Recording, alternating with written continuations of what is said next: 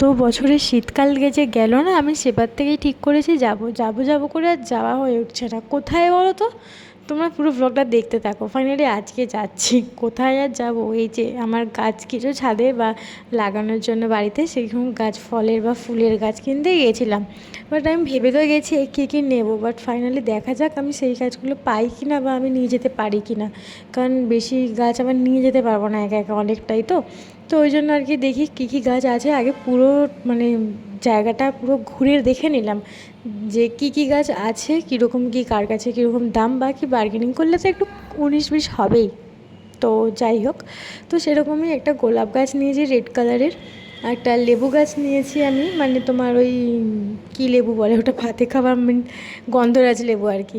তো অনেক কিছুই ফুল গাছ বা নেওয়া হয়েছে। তো যাই হোক, দেখা যাক আস্তে আস্তে এগুলোই নিয়ে যাই। নেক্সট টাইমে আবার আরও আসবো, তখন অনেক কিছু নিয়ে যাওয়ার প্ল্যান করেছি আমি যদিও।